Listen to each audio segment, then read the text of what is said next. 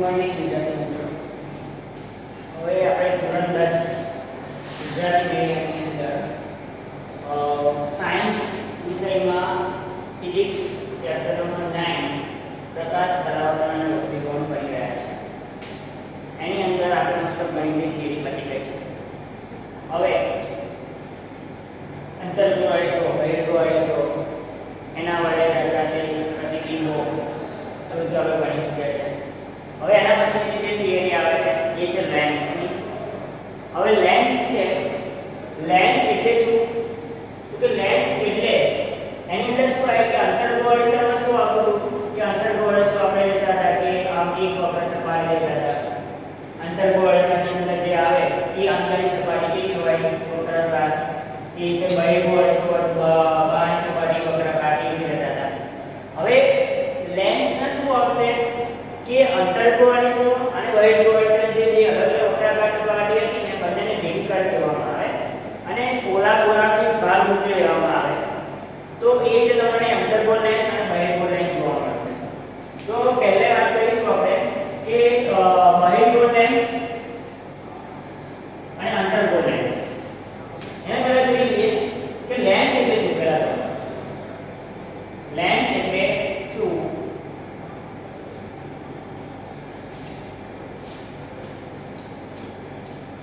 Lens એટલે શું? જો લેન્સની વ્યાખ્યા જોવા જઈએ તો એક અથવા તો બે પારદર્શક માધ્યમ લઈ લઈએ તમે. એક અથવા તો બે લેન્સ લેવાના છે. સમજો કે હું એક લઉં છું, આ એક લેન્સ લીધો, એ જ રીતે મેં અહીંયાથી બીજો લેન્સ. તો બંને શું છે? વક્રાકાર. શું છે? વક્રાકાર છે. તો લેન્સની એટલે કઈ રીતે લખી શકીશું? તો કે એક અથવા બે વક્ર સપાટીઓ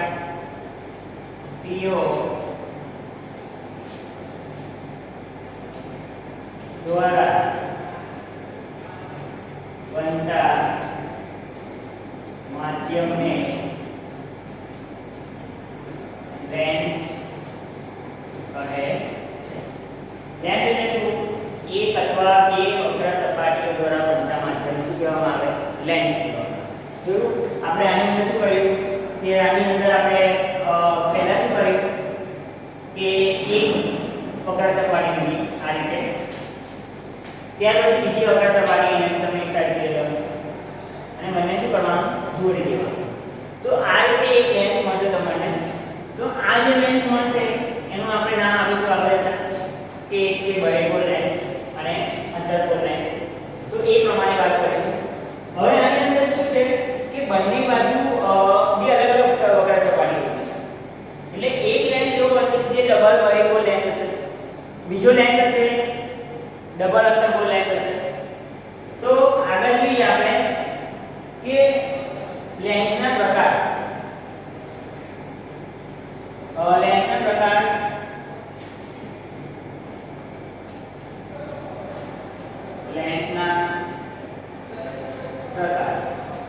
એમાં પહેલું લઈશું આપણે ડબલ બહિર્ગોળ લેન્સ. ડબલ બહિર્ગોળ લેન્સ છે એની અંદર જો આકૃતિ દોરી આપણે એના પરથી સ્પષ્ટ કરીએ થોડી કે ડબલ બહિર્ગોળ લેન્સ છે. તો પહેલા આપણે શું કરીશું કે આ રીતની આકૃતિ દોરીશું. પહેલા તો બે વક્ર સપાટી લેવાની, બંનેને શું કરવાની? એકબીજા સાથે તમે આ રીતે જોડી લો. ત્યાર પછી તમારે શું કરવાનું છે? આની અંદર હું દૂર કરું આ રીતે લીધું મેં. કયો લેન્સ લીધો મેં? ડબલ બહિર્ગોળ લેન્સ. હવે ડબલ બહિર્ગોળ લેન્સ છે એની અંદર તમારે શું કરવાનું છે? તો કે આ ડબલ બહિર્ગોળ લેન્સ છે એની વ્યાખ્યા લખી હોય તો કઈ રીતે લખી શકો? તો આની અંદર જો બે વક્ર સપાટી છે, તો શું કરવાનું છે? બહારની તરફ આ જે બહારનો ભાગ છે, આ કેટલો ભાગ છે? આ શું છે? બહારની તરફ છે વક્રાકાર છે. તેની વ્યાખ્યા લખી તમે શું લખી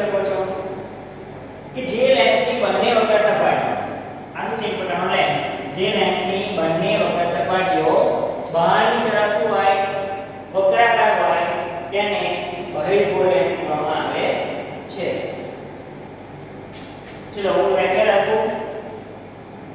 જે લેન્સની બંને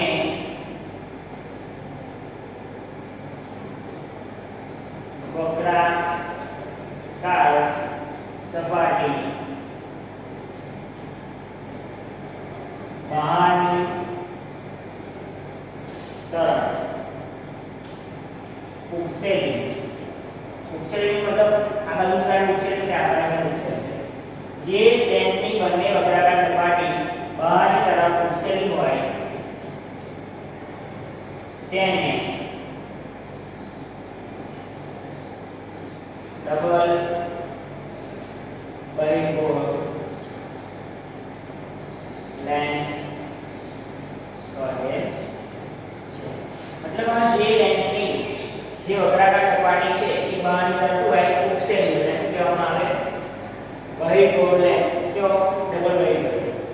હવે જે ડબલ બહિર્ગોળ લેન્સ છે એની વાત કરવા જઈએ તો એની ઉપર જ્યારે તમે પ્રકાશના કિરણો અહીંયાથી આઘાત કરો છો બહિર્ગોળ લેન્સ લો અને બીજો કરું છું તો પહેલા એની જે બહિર્ગોળ લેન્સ લીધો છે ડબલ બહિર્ગોળ લેન્સ એના પર શું કર્યું પ્રકાશનું કિરણનો આઘાત કરે છે. આ મુખ્ય અક્ષ છે અહીંથી પ્રકાશની કિરણ અહીંયાથી આઘાત કરીશ ને એવી અથડાશે, બીજી કિરણ અહીંયાથી આઘાત કરીશ ને એવી અથડાશે. અથડાયા પછી શું થશે એનું વક્રી ભવન થશે. પરાવર્તન નહીં પછી થશે વક્રી ભવન થશે.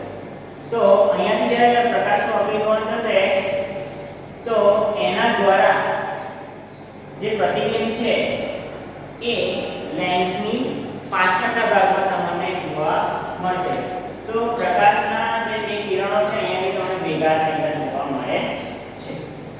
તો આ જે પ્રકાશના કિરણો એવી રીતે ભેગા થયા ત્યાં શું રચાયું છે એક પ્રતિબિંબ રચાયું હશે કે મુખ્ય કેન્દ્ર F આગળ બે પ્રકાશના કિરણો ભેગા થયા.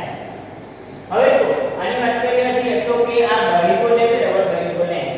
એ ડબલ બહિર્ગોળ લેન્સ છે એ અભિસારી લેન્સ કહેવામાં આવે છે. કેવો લેન્સ અભિસારી. અભિસારીનો મતલબ શું થાય છે અભિસારી લેન્સ એટલે શું કે જ્યારે પ્રકાશના સમાંતર કિરણો મુખ્ય અક્ષને સમાંતર આપાત કરવામાં આવે છે ત્યારે એ પ્રકાશના કિરણો કોઈ એક જગ્યાએ કેન્દ્રિત થતા હોય તેને શું કહેવામાં આવે અભિસારી લેન્સ કહેવામાં આવે છે. તો એ શું મળ્યો અભિસારી લેન્સ મળ્યો. હવે જે બહિર્ગોળ લેન્સ છે ડબલ બહિર્ગોળ લેન્સ એની અંદર તમને બે કેન્દ્રો જોવા મળશે. એક છે આપણી પાસે જે અહીંયા આપણે f1 નામ આપીશું તો અહીંયા શું બીજું મળશે 2f1. એ રીતે બીજું તો તમે જોવા જાઓ સોરી અહીં મિસ્ટેક છે એની જે આપશે એ f2 થશે અને 2f2 થશે અને આ બાજુ જે કેન્દ્ર બનશે એ આપશે f1 અને અહીં બનશે 2f1. તો બે કેન્દ્રો તમને જોવા મળશે. તો આ કહીશું ડબલ બહિર્ગોળ લેન્સ કહેવાય. ડબલ બહિર્ગોળ લેન્સની વાત કરીએ આપણે કે ડબલ બહિર્ગોળ લેન્સની વ્યાખ્યા શું છે કે ડબલ બહિર્ગોળ લેન્સને કહેવામાં આવે છે કે જે લેન્સની બંને વક્રાકાર સપાટી છે એ બહારની તરફ ઉછેરી હોય તેને શું કહેવામાં આવે ડબલ બહિર્ગોળ લેન્સ. ડબલ બહિર્ગોળ લેન્સ છે કેવો છે અભિસારી લેન્સ છે. અભિસારી લેન્સ એટલે શું કે જ્યારે મુખ્ય અક્ષ સમાંતર પ્રકાશના કિરણો આપાત થાય છે ત્યારે વક્રી ભવન પામીને કોઈ જગ્યાએ કેન્દ્રિત થાય તેને શું કહેવામાં આવે અભિસારી લેન્સ. અને અભિસારી લેન્સ જે ડબલ બહિર્ગોળ લેન્સ છે એના તમને બે મુખ્ય કેન્દ્ર જોવા મળશે. આ સાઈડ f1 અને f2 અને એની પાછળની સાઈડ f2 બે અલગ અલગ જોવા મળશે મુખ્ય કેન્દ્ર. તો આ થઈ ડબલ બહિર્ગોળ લેન્સની વાત. હવે આની અંદર જેમ સમજે કે આપણે f1 અને f2 છે એ રીતે આપણને આ શું કહેવામાં આવે f1 ને મુખ્ય કેન્દ્ર એ તો તમને વક્રતા કેન્દ્ર C બી તમને જોવા મળશે. વક્રતા કેન્દ્ર C જોવા જઈએ તો અહીંયા શું આવશે C1 મળશે અને અહીંયા શું મળશે C2 મળશે. તો વક્રતા કેન્દ્રો બી તમને આ રીતે અલગ અલગ જોવા મળશે C1 અને C2. તો આ થઈ ડબલ બહિર્ગોળ લેન્સની વાત. હવે એના પછી આવે છે તમારે બીજું એ છે ડબલ અંતર્ગોળ લેન્સ. તો ડબલ અંતર્ગોળ લેન્સની અંદર જોઈએ ડબલ અંતર્ગોળ લેન્સ. તો ડબલ અંતર્ગોળ લેન્સની અંદર વ્યાખ્યા જોવા જાવ તો શું થશે? પહેલા તો ડબલ અંતર્ગોળ લેન્સમાં જોવા જાવ તો આ રીતે દોરાશે.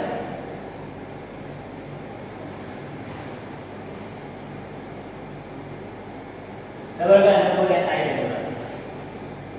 હવે એની વ્યાખ્યા તમને આપી હોય તો તમે કઈ રીતે આપી શકો છો? બહિર્ગોળ ડબલ બહિર્ગોળ લેન્સમાં આપણે શું કીધું કે જે લેન્સની વક્રાકાર સપાટી બહારની તરફ છે એને શું કહેવાય? ડબલ બહિર્ગોળ લેન્સ. હવે આ અંતર્ગોળ લેન્સ, અંતર્ગોળ લેન્સ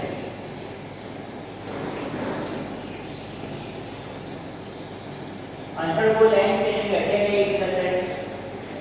તો આની અંદર જો વક્રાકાર સપાટી છે એ કઈ છે? અંદરની તરફ ઉછેરી રહી છે. કે આ અંદરની તરફ ઉછેરી છે અથવા તો વળેલી છે.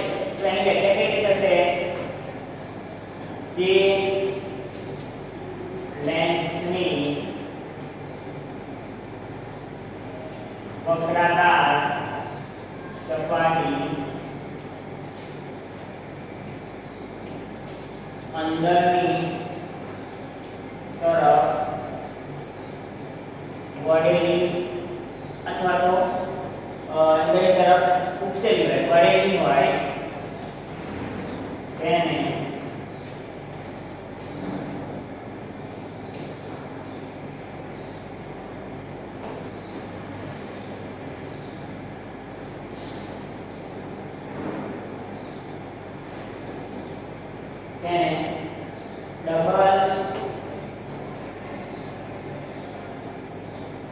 ડબલ અંતર્ગોળ લેન્સ કહે છે. ડબલ અંતર્ગોળ લેન્સ કહેવામાં આવે છે કે જેની વક્રાકાર સપાટી છે અંદરની તરફ વળેલી હોય તેને શું કહેવામાં આવે છે? ડબલ અંતર્ગોળ લેન્સ. જો આ વળેલી કહે છે બંને. હવે આની અંદર જે કે ડબલ બહિર્ગોળ લેન્સ છે અભિસારી હતો તો આ શું હશે? અપસારી લેન્સ. અપસારી લેન્સમાં શું આવશે કે જ્યારે અહીંયાથી મુખ્ય અક્ષને સમાંતર પ્રકાશના કિરણો અહીંયાથી હું આઘાત કરું છું ત્યારે એનું વક્રીભવન થશે. વક્રીભવન થશે એટલે એક કોઈ જગ્યાએ કેન્દ્રિત થતા તમને જોવા મળશે નહીં, પણ શું થશે? એનું વક્રીભવન આ રીતે થશે. આ રીતે. અને એની અંદર તમે જુઓ તો આગળ